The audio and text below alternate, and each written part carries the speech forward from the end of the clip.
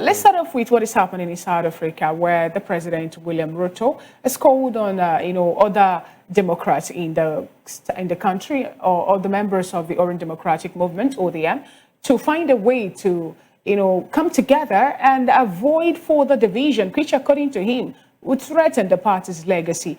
And do you know that ODM was founded 20 years ago, 2 decades from now? Help us actually, what do you make of this? And what does this portend for, the ODM as a party, even when we know what transpired during the last election in South Africa? Is it South Africa or Kenya? Sorry, it's in Kenya. I beg your pardon. I had to take that back. Cyril Ramaphosa is for South Africa. William Ruto is for Kenya. Sorry.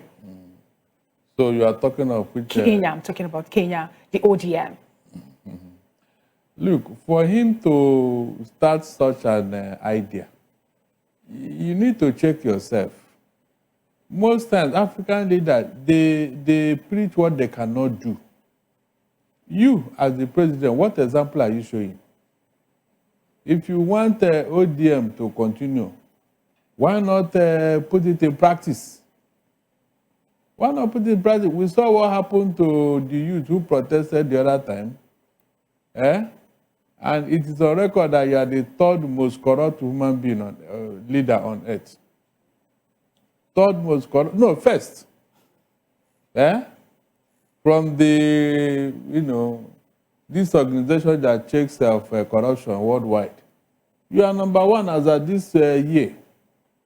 I don't know whether you return that position next year. So, for you to be in that position, what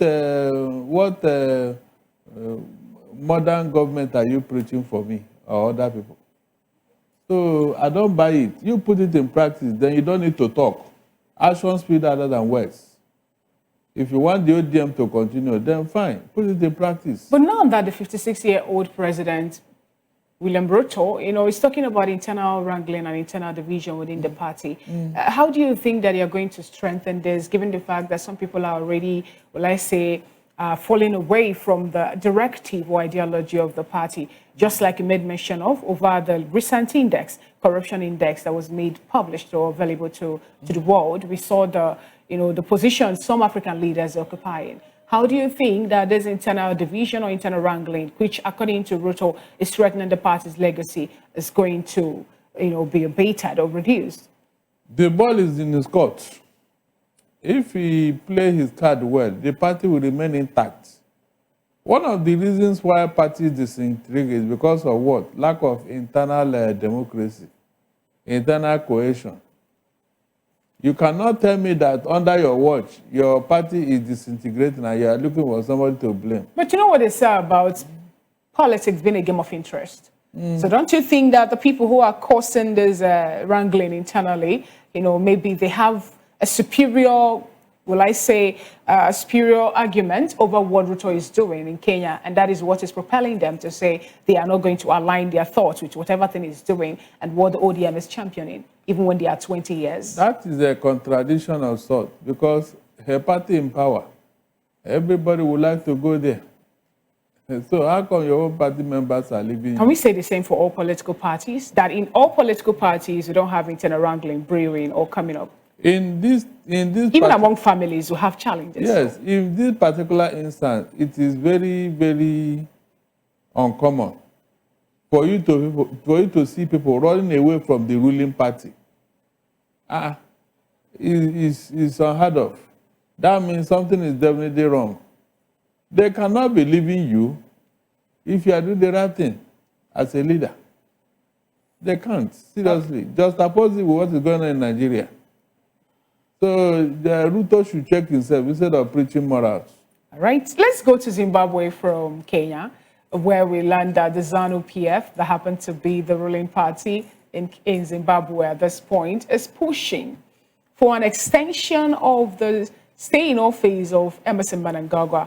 His tenure is supposed to expire in 2028, but the parliament are finding a way to push for the stay in office to 2030, extending it by 2 years. Some have called this more like some people trying to thwart what the constitution states. Others are saying is a case of interest not thinking about what the people now of Zimbabwe is looking forward to getting, but holding on to what an individual wants. In the words of the FA National Chairman, Ndembele, he condemned the proposed constitutional amendments. He called it mutilation of constitution for personal gains. What do you have to say to this, please? It's very unfortunate that after Mugabe, Zimbabwe is going through this route. Can you just imagine? After what this country suffered under Mugabe, now somebody is there that wants to even do worse things. Very, very unfortunate, seriously. The parliament or the people of Zimbabwe, they should not allow this. Please, whenever your time is due, leave office. African leaders, leave office for God's sake. Did Mugabe finish all the work in Zimbabwe? After how many years? 40-something years in office. Did he finish all the work?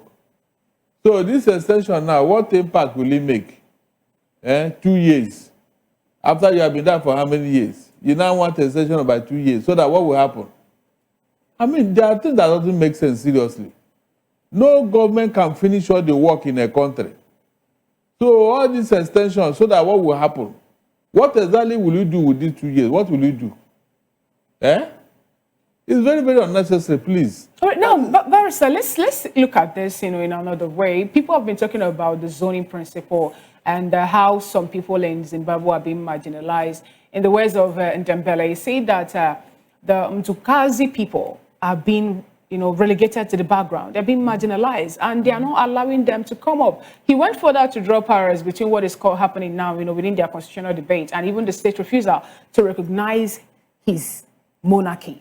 Now, when he's talking about the extension of from 28 to 28, 2030, are we seeing him fighting for the minority or the people he believes is marginalized, or is it another case of personal interest playing out here? Because he wants to also be, well, let's say, a leader for his people and, in his own place. Look, my question here is, what will the 2 years do? With the 2 years that is asking for, will it correct all the anomalies or what? The people that have been marginalized, you mean under 2 years, you will now make all the corrections? I don't understand. Is it not when he leaves office in 2028, then another person will come? This marginalization, is it not when he leaves office, then they will now look at the area that have not been given opportunity and bring somebody from there? This extension now, will it correct all the things he is agitating for? The answer is capital no. So why try what will cause problem? You can see how African leaders create problem in their country. With this agitation now, some people will take up arms. They will take up arms against the government. And from there, things will escalate. The man will now say, look, there is a problem in the country, I cannot live now. They will now amend the constitution again to give him 4 more years with that election. Those kind of rubbish. There are things I don't want to begin to imagine seriously. What will the 2 years do for you that you are asking for? What will it do for you? If not for selfish interest and greed. If you leave now, what will happen? But all the same, we cannot blame Emerson Mnangagwa entirely for this, because from years, he is the president. He's not the one in charge of the legislative arm of the government in Zimbabwe. I think some people on their own decided, party members decided on their own to propagate such. Please don't go there. Now, when you say I shouldn't go there, Barrister, don't go there. Barrister, for example. We know how these things work. Your National Assembly, have they done anything on their own without your president prodding them from behind? How do you think a National Assembly of a country wake up and say they want to do this? No, the prodding would have come from the executive. Now, Barrister, when you say the National Assembly cannot do anything on their own without the influence of the executive, without the influence of the executive, also have seen a situation whereby the executive will go all out to do what they want to do, and the legislature will say they are not even aware of it. That's what I'm saying. So in this particular case, we have not heard that it was the executive who is imposing this. It is the legislatures that decided to come up to say, we want to extend the tenure of the president. We want to push it from 2028 to 2030. Did you hear the executive, the president, say, no, I don't want this. I don't want any extension? Has anyone ever pulled out sweet or sugar from the mouth? No, you gave me an instance the other time. where the National Assembly will choose to. And I mean, where the president will choose to do so, and the National Assembly said no. In this case now, let's assume the National Assembly wants to do. Why can't the president say no? It will be a problem. I don't want it. So when you're blaming if you're to blame the National Assembly entirely for this move, Barrister, are we going to say the same thing about what is happening in Tanzania at this point, where the president, it's more like the one who has a final say. We learned that some people have been killed also over the re-election of the president. And she's acting when people decide to talk. Is it that they'll be incarcerated? Or, the other fate will be their own fault. So are we to blame the people who have decided at this point to push forward for this? Maybe, let's play a maybe case scenario now where maybe there's a point that the president is not even consulted before this permutation or this move. You mean in Zimbabwe? Yes. No. Whenever you hear cases like this, go and check. The president is behind it.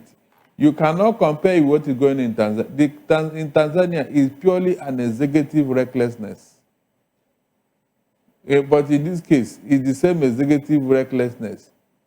So the two cases are the same, but, dissimilar. Because we have not seen violence in Zimbabwe. We have not seen killing. It's just a proposal. So the opposition is kicking against it. But in Tanzania, even with the disagreement of the opposition, people are still in jail, people are being killed. And the woman is behind all these things for that matter. That means the men are supporting her. From the military and police. Of course, whenever you see things like this, go and check. The military are complicit. They are using them to carry out their nefarious actions. This one has nothing to do with the National Assembly. All right, let's move away from that story to where we learned that the ANC is mourning one of the first ambassador of South Africa to the United States, Franklin's son. He died somewhere in his hometown in Cape Town. At least Africans will not come for his jugular. Even now that he's dead, we'll allow him to rest, unlike what was being said about a very big opposition figure who died somewhere in India. He died in Cape Town at this point at 86. And Barrister, what I want to get is this. ANC actually positioned Franklin's son as someone, who played a vital role from the post-apartheid from the apartheid struggle, and even after the election in 1994. And this speaks to what we know the African nationals to be before now. Now, at what point are we going to have leaders, present-day leaders that will be celebrated, or even more genuinely when they are no longer with us, unlike what we're having chunked out now in all other African countries? We celebrate the likes of Nelson Mandela, we celebrate Jomo Kenyatta, we celebrate Julius Nyerere. Now we have Franklin's son also being celebrated by the people of South Africa. And at what point are we going to have modern day leaders or modern day, rulers or presidents in Nigeria being celebrated at that point? It's not going to be possible with these evil men in charge, because they replace themselves. When one evil man leaves office in Africa, this millennium or this century, another evil man or 5 evil men will take over. That is why their leadership is endless. They don't allow decent, patriotic citizens to lead the country. They don't allow people who can do the job to come in. So they surrounded themselves with evil men. And it's from among them that they choose leaders. That's what is going on today. How did they even get there to start it? How were they able to penetrate, to be at the helm of affairs in Africa? Because if you're saying that they are the ones holding power and they will not allow any decent person to come, how were they able to grab or to hold on to power? Yes, when you get into power, you look for those people who are as bad as yourself and bring them in. The people they are selecting as ministers and whatever in Nigeria, look at their record. Look at all of them, the governors, ministers. Is it not from among them that you choose leaders? Look at it. Is it not from among them, from different states? They look around whenever. What do you think is delaying the appointment of ambassadors and ministers sometimes? Is to choose those who can, who can fit into the job. I have told you that one of the criteria for joining APC and getting an appointment is they will first of all ask you, do you know how to tell lies? You say yes. Do you know how to be corrupt? That's how to chop money. Don't chop millions or thousands. So start from billions to trillions. You say, yes, I have the mind. I can. Barrister, that's a weighty allegation. When you say that's a criteria, how are you privy to such information? Okay, fine. The thing you should have asked me is, look around you. If these people are not what I said, they are. Should Nigeria be like this? Fina, we are looking for 210 trillion naira under this APC. That money, is it not in somebody's pocket? For somebody to have the mind to take away such an amount of money, is it a joke? The person can even sell Nigeria and pocket the money if given the opportunity. It wasn't under them that you start hearing this type of thing. Barrister, that's why I asked this question. When you say that the founding fathers, people who are the real nationals in Africa that fought for independence of all the countries, they have gone. Is it that they did not lay down a wonderful legacy? They did. Or what happened? What transpired? And how do we have the bad eggs occupying vital position in Africa? They eliminated them, Fina. They removed them somehow. Yes, they eliminated them. Or when you hear this sudden death or killings or whatever, go and look at all the political leaders that have been murdered. Funshaw Williams, was he not murdered? This is a man who would have turned Lagos around. Please answer me. Funshaw Williams, was he not murdered in his house? And this was a first-class engineer, a decent man, who would have turned Lagos around for good. And every other person. Bola Ige, was he not murdered? Oh, you're asking question again. They removed them so that they can take over. We cannot say that of the people who we know, mounts the chariots to talk about African independence. Some of them lived long into their age, their old age, and at the end of the day, we saw some of the countries that these people fought for more like language, going backwards. Now, let's move away from that to, what some people call admission saga. It's more like this admission thing or credential falsification or discrepancies is turning out to be the order of the day in Africa. Initially, I thought it was just a Nigerian thing until where we learned that in South Africa, a special investigating unit, the SIU, at this point have ordered the court to bar the corruption watchdog from investigating the Eastern Cape Premier Oscar Mbuyane over his admission to study in UFH, a university where he decided to go to get his master's degree. They were questioning the process surrounding his administration, and then they were also calling for him to be sent out of school, saying that he needs to find a way to do the registration proper, or, they were accusing him of abuse of power, unconstitutional, kept, and all the other thing. Barrister, what do you have to say about this? If he's going to seek for knowledge, for God's sake, what is wrong with that? But the process in which he was admitted into the university is what they are questioning at this time. Please, what was the problem with the process? Is it that he was not qualified to go and seek for knowledge, or what? I was really thinking his birth certificate, but he has not even obtained the certificate. Is the admission you are talking of? Is the admission you are talking of here? Yes, by his,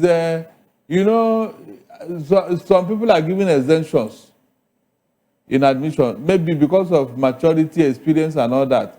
So university give that exceptions in some courses. Now, if that should be the case in South Africa, I don't see the reason the SIU wake up to say they want to probe into everything. If it is constitutional, I believe he's not the first person who is going to follow his education. It wouldn't have raised any eyebrow. I believe he must have caused any infringement that made the SIU to say, we at this point, we want to look into how or probe how this administration process was carried out. Look, that thing is unnecessary. They should be looking at the certificate will come out of that place. No, Barrister, when you say it's unnecessary, there's another story today that a certain individual who happens to be the director in FCTA is being accused of forging a certificate. And we also had a minister, though now former minister also, being accused of forging a certificate. Should we be looking at certificates now over competence and how people were able to handle or carry out their duties in the offices? You see, in the morning when I was talking, I told you that don't allow or tolerate the first infraction in any institution. The moment you allow it, you will open a floodgate for such things to continue. Fina, imagine if the report from CSU was taken care of about certificates and all that. That is, we deal with people. People who are up there. Don't you think that this other smaller fry they will run for cover? But because you are not allowed it, and you are chasing smaller fries, you know. But you allowed the big men to get away with it. So what are you pursuing now? They say he who alleges must prove. So when you say we allow it, do we have a concrete evidence to say that some persons also indulge in certificate forgery and they've not been nailed? It is because you allowed it. Why didn't you go further? You covered it. Why didn't you go further? I mean, look, when something is obvious, don't push it. How obvious is it that you are accusing me of something and yet you cannot prove that whatever thing you're laying as an accusation over me is valid? Fina, a school was opened in 1974 and you got a certificate from that school in 1970. Please, what exactly are you trying to probe or look for here? Or is it not a fact?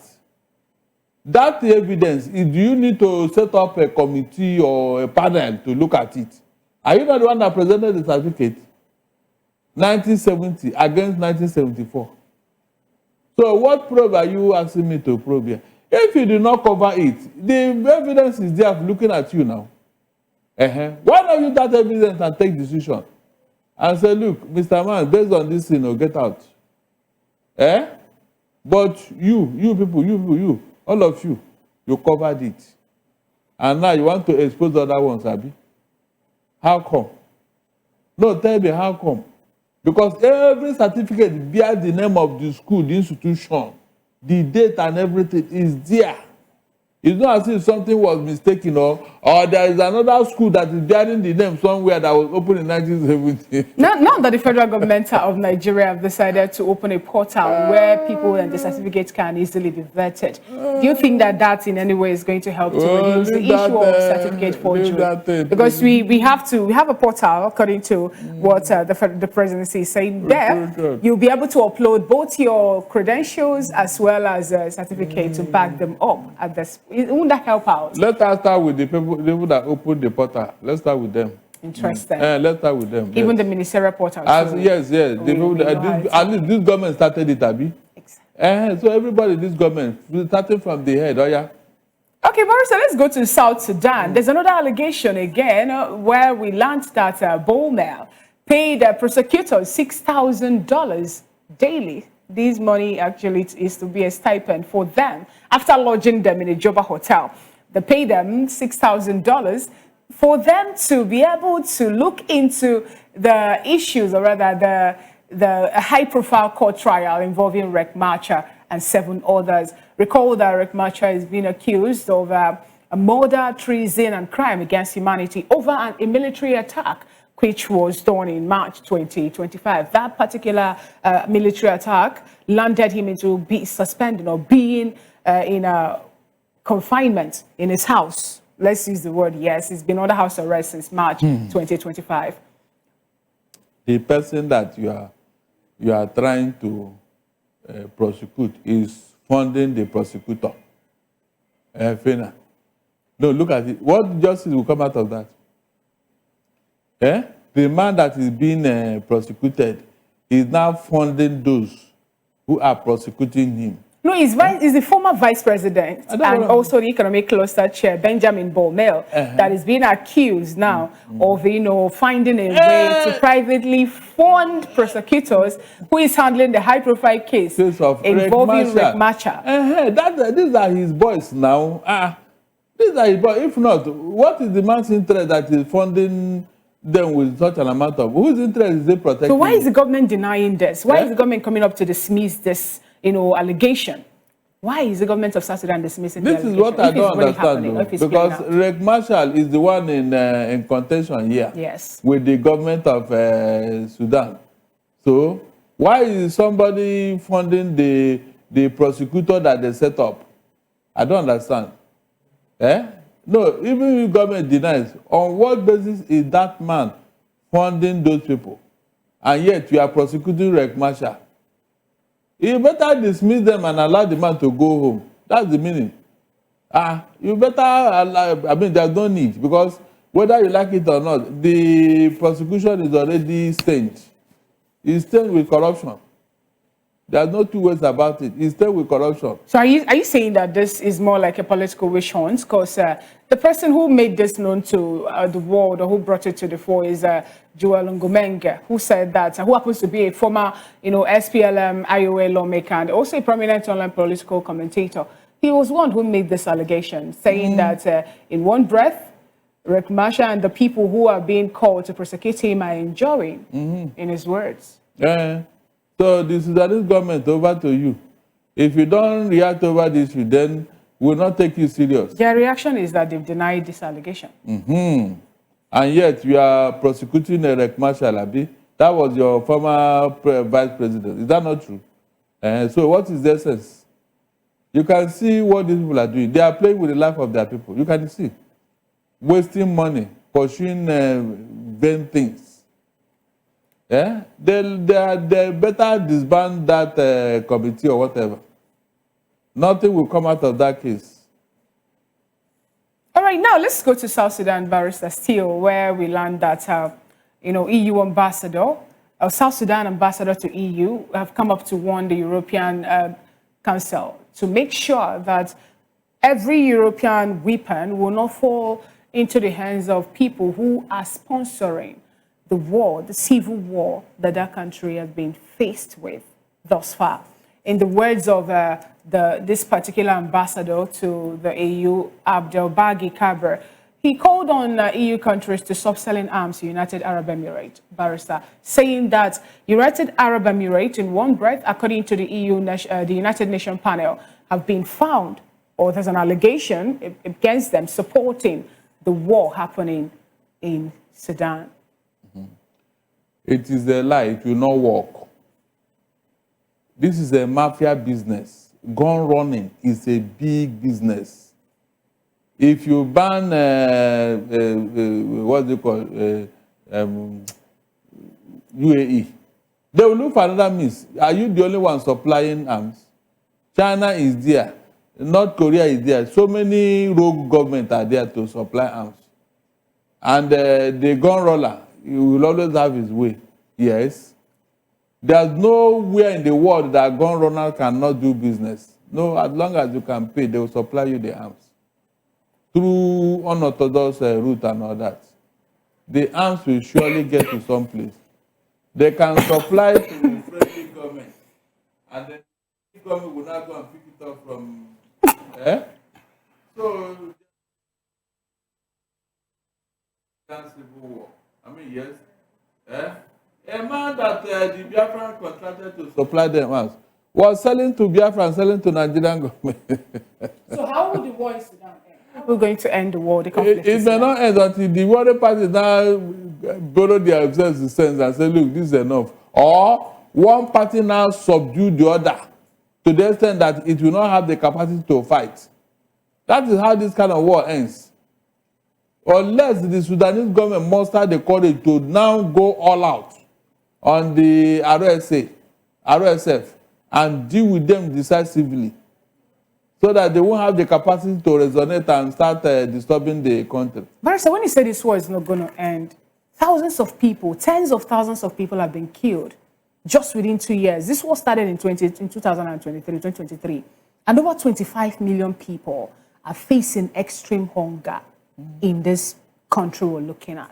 So is it bad for the ambassador to call on the EU to say, stop selling weapons to people who have been fingered to be supporting the war happening in our country? And what could be the penalty or the steve-up measure now to curb the issue of arm peddling? I am telling you that gun runners have different sources of getting their arms. If you ban EU from doing that, how about other countries that want to sell arms? Remember, it's a big business, a big money. As long as the people are going to pay, there is a willing seller out there. They have some people whose business it is to supply arms to warring parties. They don't care what you are going to use it for. That's what I'm telling you here. They have produced the guns, they will sell it and make money.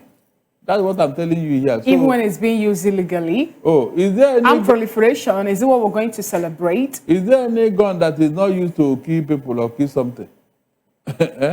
Any gun you see anywhere is to shoot something or somebody. And the people producing it, they don't care what they're going to use it for. As long as what? They are making their money. That's it. All right, Barrister. Thank you so much, Barrister Darlington. Good morning.